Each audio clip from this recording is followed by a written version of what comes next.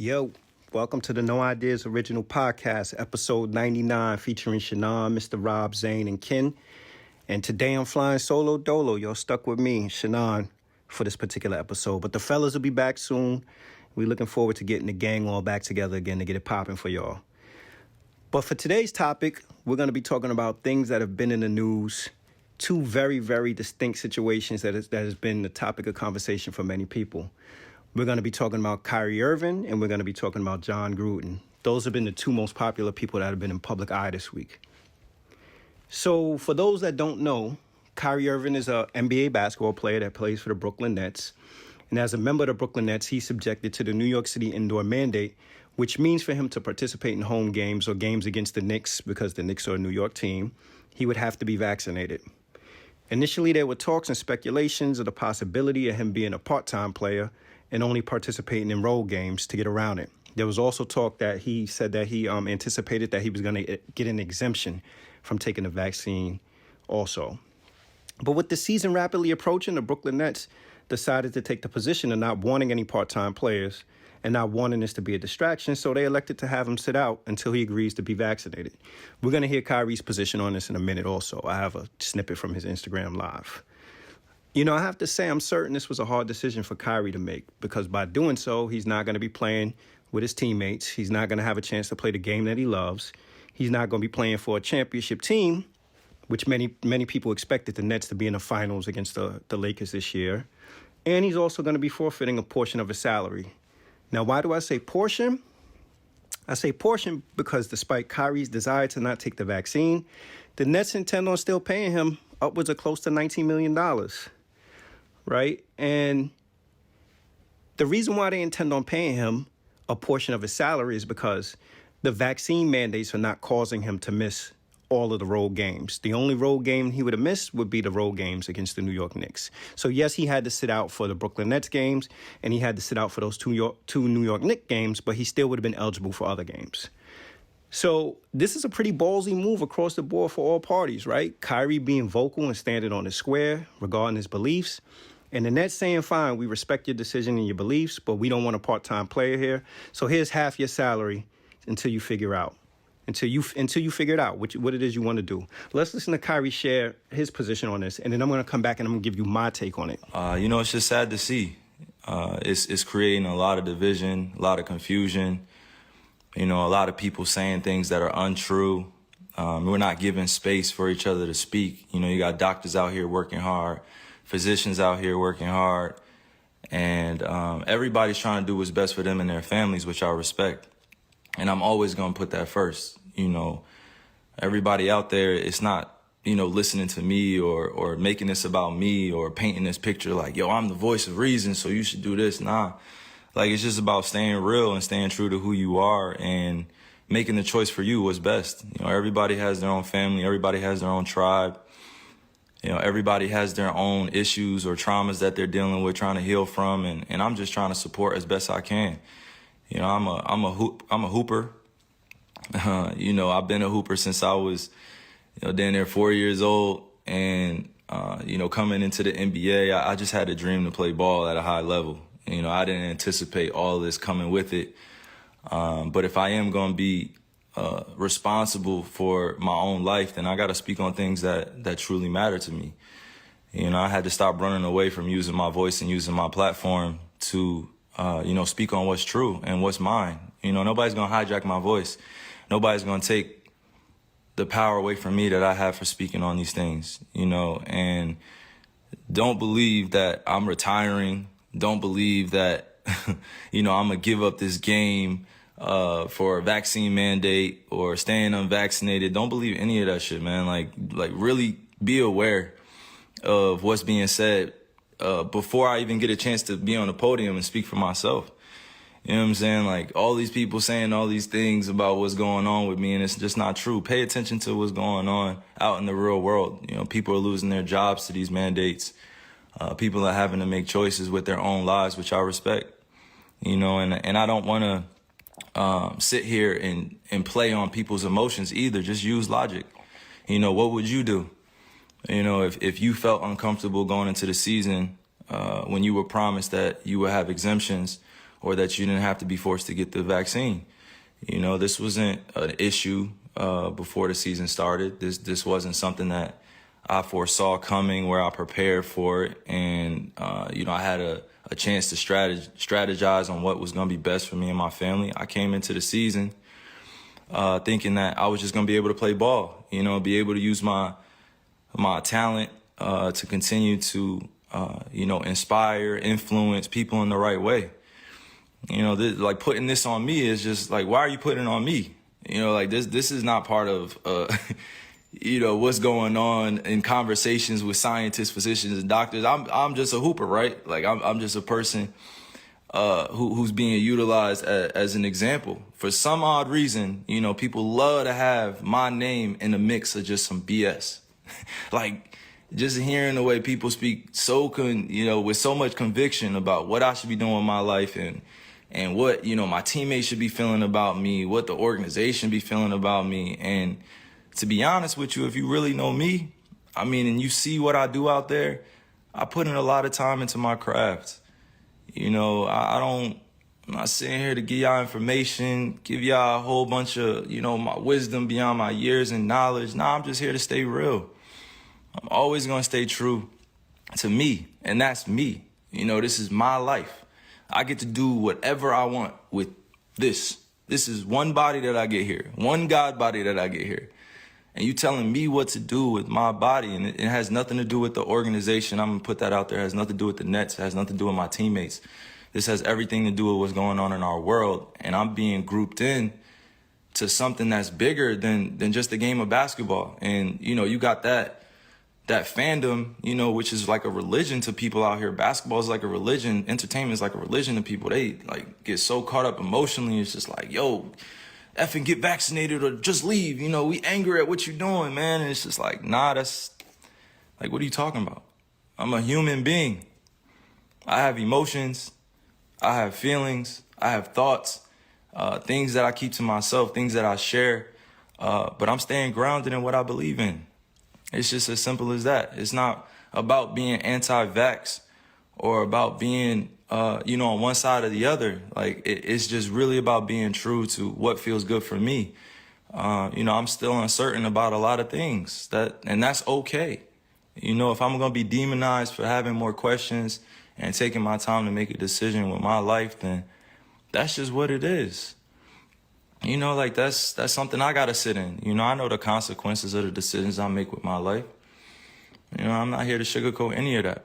But if we really gonna be real, like it's crazy times we're in.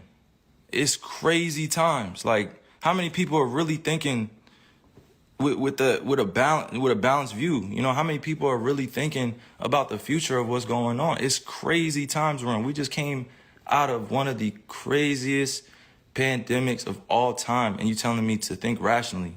How many people are really thinking rationally? I'm not the focus here.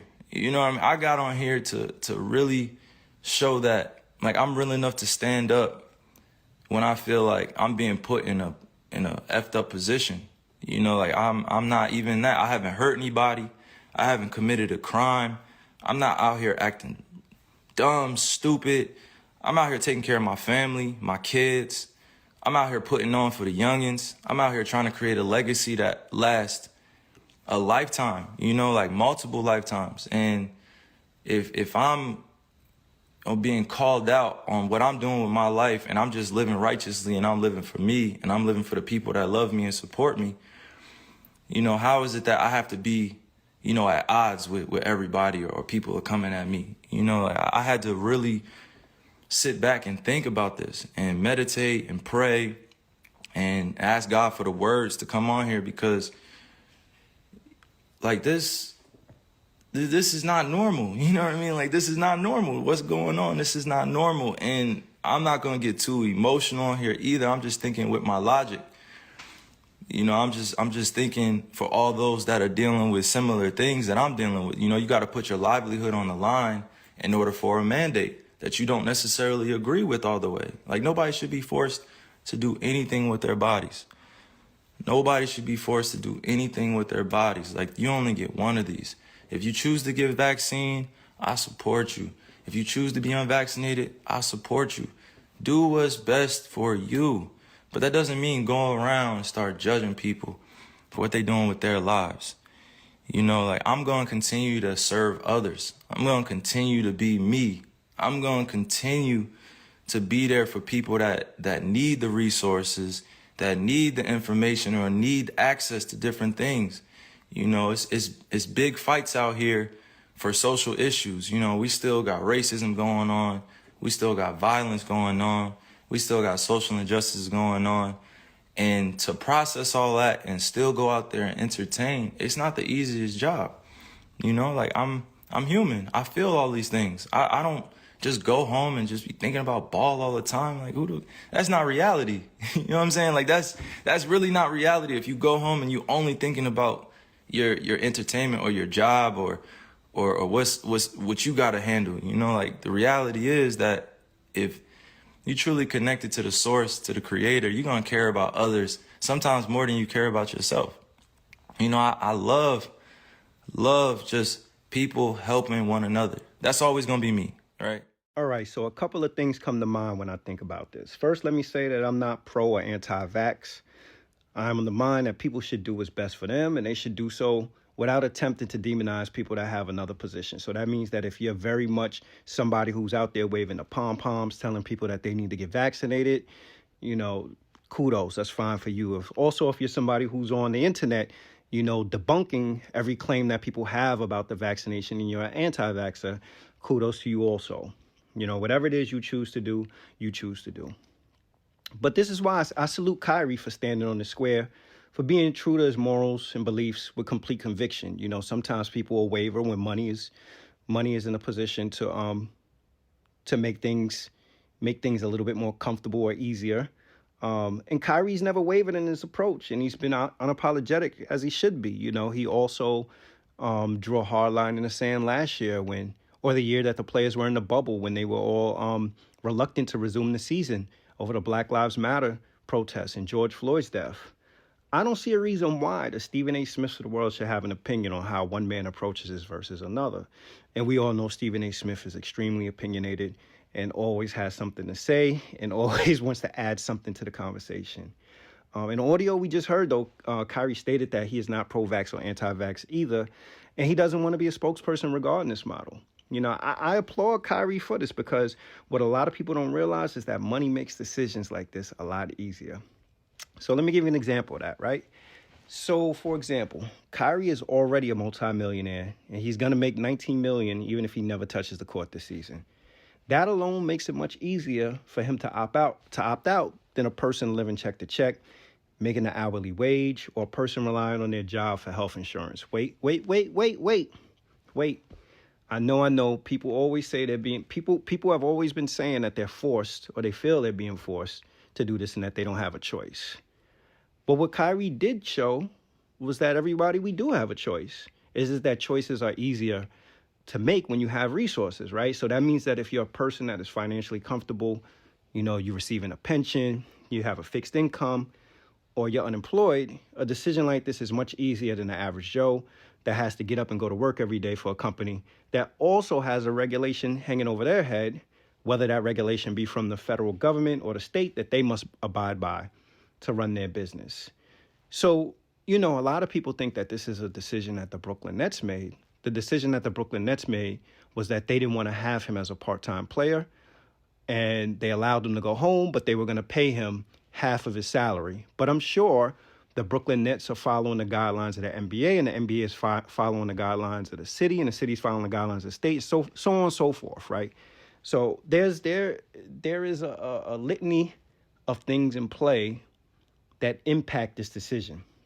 And I'm almost certain that the Brooklyn Nets, you know, they probably made this decision from the standpoint of making sure that they can continue to successfully run their business and that they don't get any blowback. You know, back to the idea, this idea of choice, right? Because you always hear people say that they're currently in a position now where they don't have a choice.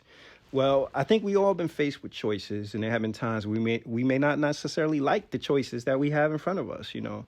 It's unfortunate, but think about how many brothers and sisters we know that may have been put in a position where they either must take their chances at trial or they got to take a deal. You know, fundamentally, And at its essence, that process is not ideal, but that is one example of how choices may not always be the choice that we want, right? So there may be an option A and there may be an option B. Sometimes we can negotiate and potentially get an option C. Sometimes it's either A or B. You know, I look back at the presidential election and I listen to people talk about how consequential it would be if you didn't vote for either of the candidates. But the election came and went. Many people didn't vote.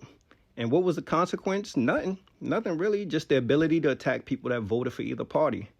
But this choice, as it relates to getting vaccinated or not, is consequential because it involves your livelihood.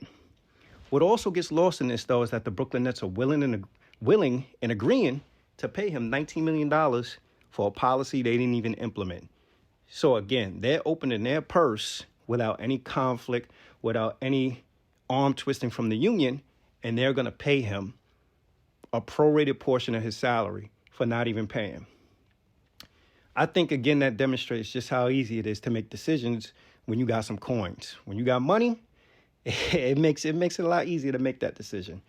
Who thinks that the Nets don't want Kyrie Irving on the floor every night? You know, this had to be a hard pill and a hard pill and a bill for them to swallow. But again, when you got money, sometimes it's easier to throw money at the problem. Let's not forget, though, they as a business must comply with these guidelines or run the risk of ruining their lucrative business. Whenever this discussion comes up, I always hear people talk a lot about values, morals, and beliefs. I get it. But I think what gets lost sometimes and what people don't realize is that all these things, however, they're subjective and they depend on the person, right? If there were one set of values, morals, and beliefs, do you think we would be debating things like abortion, execution, stem cell research, euthanasia? You know, this is a bigger discussion, and I dare anybody watching this or listening to this to debate somebody on whose values, morals, or beliefs are better. You can't tell somebody your values, your morals, and beliefs are better. And as much as we like to believe there are only one set of each one of those, different people have different values, beliefs, and morals. So the takeaway from me for this is that Kyrie demonstrated integrity but by staying true to not the grand values, morals, and beliefs, but to his own values, morals, and beliefs. And for that, I salute him 100%. You know, and I hope he stays the course. I hope he stays consistent with it and he fights it tooth and nail and that he's willing to set out. But make no mistake, Kyrie is not a martyr. You know, if you look back in the day and you look at some of the sacrifices that athletes made, you had a guy like the great Muhammad Ali, who, because he was opposed to being drafted and going to war, lost 3 years of his career and probably only made money from speaking engagements. You know, for you brothers and sisters that are not in a place financially to make this an easy decision, I say lead with your body. You know, lead with your body. If you feel strongly that you don't want to put something into your body, then bow out, stand on your square, don't do it, and accept the consequences, and live the fight another day. Sticking with the theme of standing on your square, and speaking of squares, let's talk about the great Jon Gruden. Oh, man. Jon Gruden, the head football coach of the Las Vegas Raiders. If only Jon Gruden had an ounce of the integrity that Kyrie has, he would have stood on his square when an allegedly racist email resurfaced from during his time as a Monday Night Football analyst. The email was from 2011 when he said the NFLPA executive director, DeMaurice Smith, had lips the size of Michelin tires. Now, when this information initially leaked, Gruden stated that he uses the expression rubber lips when accusing someone of being a liar. He offered an apology and told the world he realized that his comments were in poor taste and how they could be misconstrued. He also led with the standard, and we've all heard this one before. Anybody that knows me knows that I don't have a racist bone in my body statement. And usually when they say that, whoever says that is usually pounding the table also for effect purposes. And it's common that people use that also when they're called out for racist behavior. What usually follows that statement is a Sambo that comes forward and co-signs to legitimize the alleged racist as in fact an ally to black people. So, you know, when you see those photo ops where they find somebody who they feel is like the dude from CB4, I'm biggity black and I'm black, put their arm around him, and that's supposed to smooth everything over in the black community. Well, it seemed like all was well in Raiders Nation again until they began to unearth the other emails. So let's see. Jon Gruden's additional emails that were leaked exposed that he was not only racist, but that he was a sexist. He was homophobic. He was transphobic. He also shared some harsh political opinions, which in all fairness to him is his right. You know, you have a right to like whoever you want to like as a politician. But he really went in on these emails. So according to him, these are some of the outtakes from the things he had to say. The great NFL commissioner, Roger Goodell, is a clueless, anti-football vagina. And I use the term vagina to cover up what he really said. You do the math, you know what he really said. Several of the owners were referred to as homophobic slurs. He also had an issue with the NFL hiring female referees. John Gruden also said that he believed that Eric Reid should have been fired for his Black Lives Matter protests. This man even went as far as condemning a congressional bill for allegedly forcing the Washington football team to change their name. He also denounced the commissioner supporting anything, not something, but anything to promote racial equality or justice reform. He came for Caitlyn Jenner. Now, Caitlyn Jenner is an easy target, and she seems to be the punchline for a lot of jokes, but I guess he made it a point to highlight this in an email. This is where it gets really weird. He asked the team president to inform another owner, an owner of a team that he used to coach, the Tampa Bay Bucks, to perform oral sex on him. He came for Michael Sam for coming out as gay. And for those who don't remember who Michael Sam was the gentleman that was drafted by the St. Louis Rams. And prior to him being drafted, he came out in public and told people that he was a gay man. So what was his response to all this? His rationale as to why he did it, his response to all this was that he was in a bad frame of mind and that the pressure of the collective bargain agreement led to him making these comments. Yeah, I want to give a big shout out to Keyshawn Johnson, who years ago told us who John Gruden was, and now we're finally finding out. Why didn't we believe Keyshawn then? Maybe we didn't believe Keyshawn then because Keyshawn is famously known for his quote, "Just shut up and give me the damn ball." So he's so famous for that quote that he even wrote a book, I think, called Give Me the Damn Ball. But needless to say, everything that Keyshawn Johnson had to say about him seemed to have come to fruition. It's come to the surface, and now it's on full display for the world to see who John Gruden is. A couple of things I want to know as it relates to this topic, though, is that if he doesn't like black people, he doesn't like indigenous people, he doesn't like gay people, or he doesn't like transgender people, why is he so invested in discussing them? Why does he have several emails about these particular people if he has all these issues with them? For the life of me, I could never figure out why people devote so much time and energy discussing other people's sexuality or gender. If you're not dating Caitlyn Jenner, why do you care? Why is it any of your business? You don't own the Washington football team. Why do you care what the name of the team is? At that time, he wasn't even in the game, and he got as much. At that time, John Gruden wasn't even in the game, and he got so much heat regarding the collective bargaining agreement, meaning that you're an analyst. You're the guy that literally watches the games on TV and give your opinion about what's going on and analyze the game. And you upset that the players are trying to get together to make sure that they have a fair collective bargaining agreement to sign off on.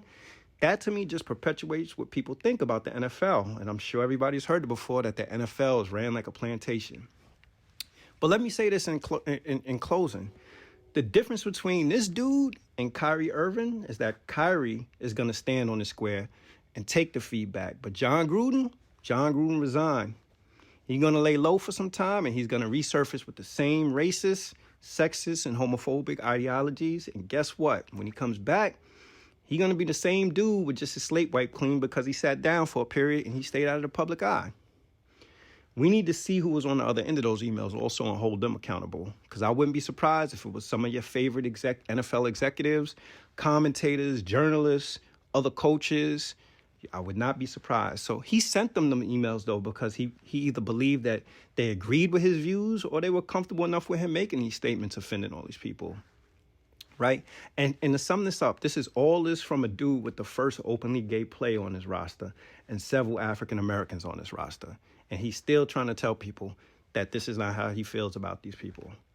So I want to hear your thoughts on this. Leave it in the comments. What do you think about Kyrie standing on his square? And should John Gruden stand on his square? Should John Gruden come out and be like, look, this is who I am. These are my views. Respect them. Give us the feedback. We want to know what you think. This concludes episode 99. Our next episode is going to be episode 100. I want to thank everybody for rocking with us. We're going to continue to give you great content and great discussions. And if you haven't done so already, check out the No Ideas Original Sports Podcast with King, Kareem, and Theo. Peace out, everybody. Like, comment, and subscribe. We'll catch you on the next one.